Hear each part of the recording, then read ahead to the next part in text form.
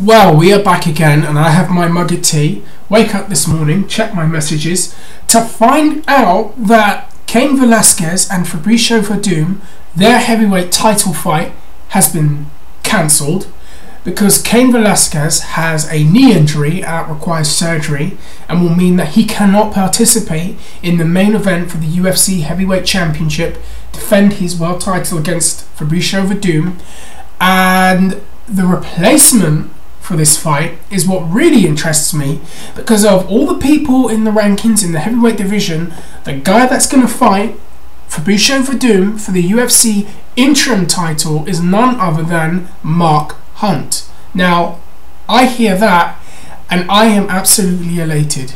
Mark Hunt fighting for the title. But before I really go into my thoughts on Mark Hunt and Fabricio Verdum, I want to go back, touch on this Cain Velasquez situation. Now, I am bummed out that Velasquez will not be fighting, defending his UFC title, sorry. I am definitely very bummed out by that, but injuries happen, and in a sport like MMA where you're training at the way that they do, especially how Cain Velasquez trains, you're going to get hurt. You're going to get injured, and from what I understand, he had an injury on Thursday, or he saw the doctor on Thursday, and they said there was nothing as severe as they thought. He was happy, took a few days off, came back, re-injured it, got even worse, where it required for him to have some kind of surgery. I believe the injury is a little bit similar to what Daniel Cormier had with his knee. However, his is a touch more severe because he needs to have surgery. But it's not so bad where he'll be out for about 6 months, 7 months. It's one of those things where he has to have surgery now. It will be 4 weeks, before he can start training again. But he won't really be able to fight until March, which is what's going to happen. And apparently he'll face the winner anyways. So we'll have a champion versus champion bout, which is a pretty sexy main event when you think about it. The thing is, and this has always been my criticism of Cain Velasquez, and I've said this in previous videos, I think that the way Velasquez trains, while I can respect it, the other part of me is like, dude, you need to be careful because you're going to get really badly hurt.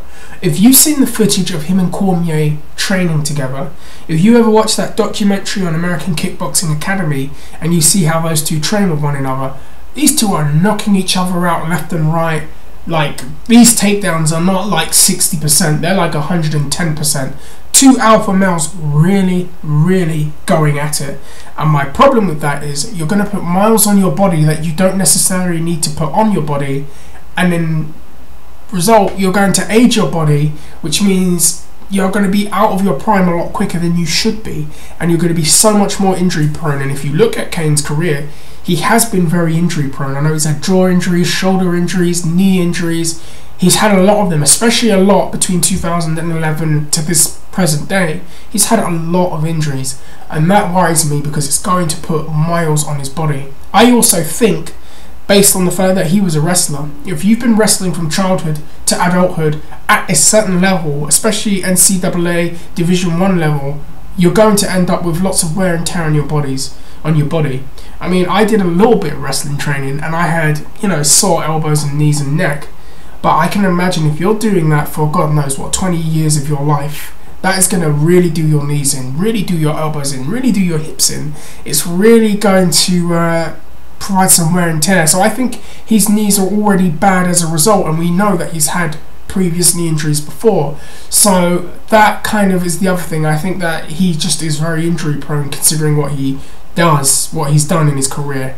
That kind of does age his body a little bit, and that could hurt his legacy in the future, because I think that Velasquez is the heavyweight to surpass Fedor Emelianenko. I think he's the guy that's going to be looked at as on par with him and maybe even greater than him, and I think that the only way that can happen is if he stays healthy and he doesn't get injured and banged up so much. But wish him well, hope he has a speedy recovery and that he comes back 100% or as close to 100% as possible. But it does make me concerned about how hard they're training, and if they're training to a point where it's a detriment to them. Now we go on to Mark Hunt and Fabricio Verdum. Now, what do I think about this? Yes, this should be an interim title fight. Verdum has definitely earned his title fight. He has earned his title fight. I mean, he's done so much. He beat Fedor, when he was at Strikeforce, which was the shock of the world. He lost to Alistair Overeem, but he wasn't knocked out. It was just a really boring fight. He came back, battered up Roy Nelson, knocked out Mike Russo, submitted Nogueira, and then beat Travis Brown. The guy has earned his title fight. You can't argue that he doesn't. This shouldn't be a title fight. He has earned it. He's definitely earned it.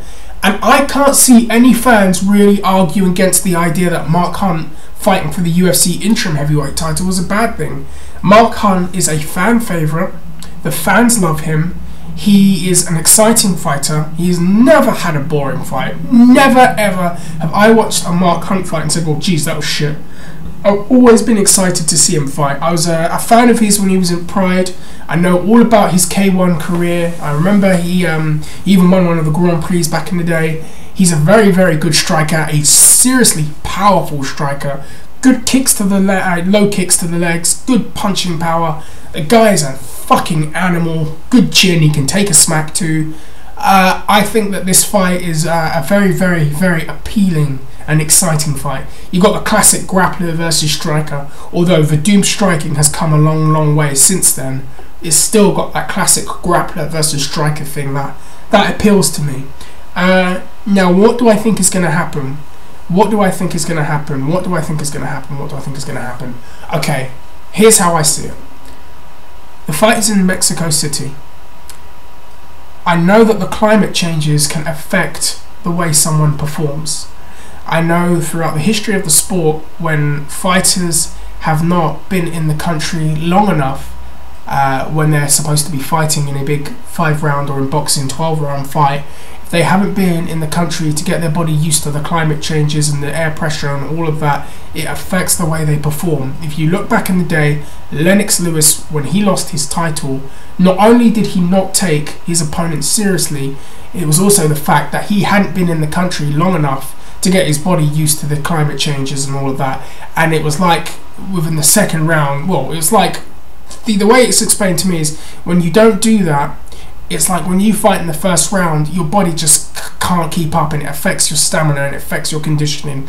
And I think that is the advantage Verdum has for this fight, because Verdum, knowing this when he was going to fight Cain Velasquez, a guy that is famous for his cardio and the fact that he never gets tired, Verdum knew that he has to be in Mexico City, so he stayed there for 2 months. His body is more than used to that. His body is the air pressure, the climate changes, everything. His stamina, I expect, is going to be absolutely excellent for this fight. Considering he had to fight Cain Velasquez, I can imagine he's going to be in even better shape for this fight. So I expect Verdum to be in tip-top condition, and I think that favours him. The fact that Mark Hunt has taken this fight on a few weeks' notice works against him, because how he's going to have to get his body acclimatized to this change as quickly and as promptly as possible, and he's got to do it on 3 weeks' notice. He's got to train for a title fight against a very game opponent like Fabricio Verdum. There is a risk that he could get injured during his training. There's a risk that the weight cut might not go so well. There's a lot of those risks right now for Mark Hunt. And I do favour Verdum because of the fact that he's been in Mexico City for 2 months already, getting his body used to it. So the quicker Hunt gets to Mexico, the better it is for him. If not, he's got to be training in some high mountains. I was listening to Meltzer's show, and he explained it really, really well about the whole climate changes and how it affects a fighter's performance. But I do agree, he needs to be in Mexico now, as promptly as possible, so within at least 2 weeks his body can fight that battle and it's not going to be that much of an issue. If his body's used to it and he's ready, I think Hunt has a very, very good chance of winning. Why do I think that? Mark Hunt has punching power that you cannot teach. Punching power that is just incredible. And if he lays hands on Verdum, Verdum is going out. Like, let's be real here. Verdum is going out. If Junior Dos Santos could knock out Fabricio Verdum back in the day, I'm telling you, Mark Hunt will knock him out. If he gets the chance to, he can knock out Fabricio Verdum. The thing is, Verdum's stand-up has improved. He's a lot more confident with it. He fought Travis Brown and beat him with stand-up and literally made him look bad in the fight too. I think, however, with Mark Hunt, that's a game you don't want to play. because Hunt will throw those kicks to the body or those short elbows or punches, and I think he can do a lot more damage than what Travis Brown has done or any other fighter has done. I think Hunt could seriously knock him out. So for me, it's like Verdum's going to have to be very strategic about how he closes the distance on Mark Hunt, avoid those big powerful strikes, probably have to put him up by the cage, work from the cage to get him to the ground, which is going to be a lot harder because Hunt's takedown defense has improved a lot, and then work for a submission, which we know Verdum can get because Verdum is one of the best, well, he's the best grappler at heavyweight, to be honest with you. So he should be able to submit him, but it's really how is he going to get Mark Hunt down? Can he get him down? And how is he going to do it in a way where he avoids those big, powerful strikes? Because look, the fact that Mark Hunt knocked out Roy Nelson is saying something.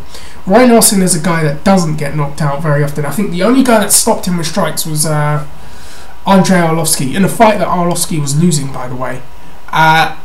Other than that, I mean, Junior Dos Santos fought Roy Nelson, and he got tired because he couldn't knock out Roy Nelson. He was having a hard time. He won the fight, but he couldn't knock him out, and he even said, this guy's tougher than I believed. Fabricio Verdum fought Roy Nelson, and while he did a lot of damage to him, he wasn't able to knock him out. Mark Hunt, on the other hand, fights him and knocks him spark out. Like, he knocked him out and down.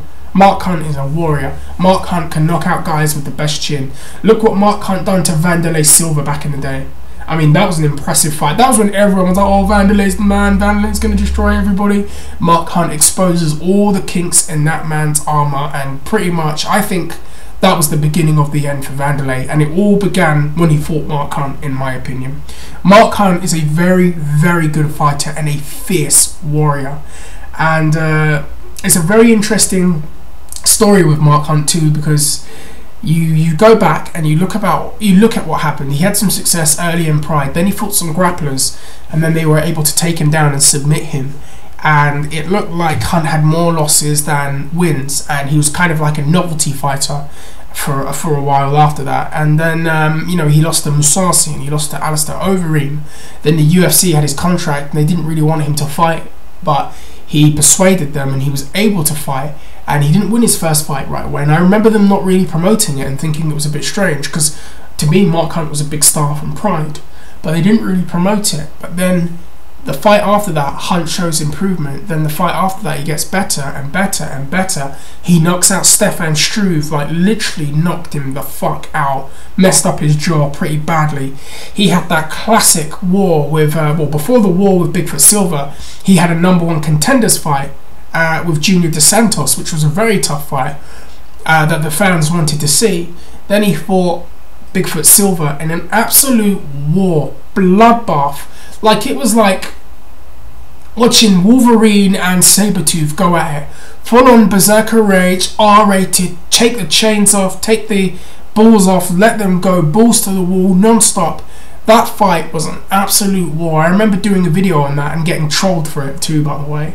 But that was an absolute classic war, and that really, in my opinion, upped Mark Hunt's legacy in the UFC, and it's been this amazing career turnaround, and there's something very inspirational about that. And then he knocks out Roy Nelson, another top fighter, and now he's fighting for the UFC interim title. And I'll tell you what, if he wins the UFC interim heavyweight title, I would actually get quite choked up, to be honest with you, because there's just something very beautiful about the story of Mark Hunt as a MMA fighter, especially within the UFC, and he's got a very good chance of doing that. So that's just what I feel and how I feel about the fight. I'm going to stop. You let me know what you think. If you haven't met me before, hi, I'm Buff Been Stuffed. I do MMA videos, pro wrestling videos, comic book videos, film videos. Sometimes I'll do some social commentary. You never know what I'll come out with. If you haven't met me before, hit that like button. Tell some of your friends. Why don't you tell the person next to you who's watching this? Why don't you text someone and tell them that I exist? Why don't you hit that like button? Why don't you write some comments? Do you think that Mark Hunt will be the UFC champion in 4 weeks' time, or is Verdum going to win? And if you haven't already, hit that subscribe button. You will see more videos that I have done, and I am out of here. See you later.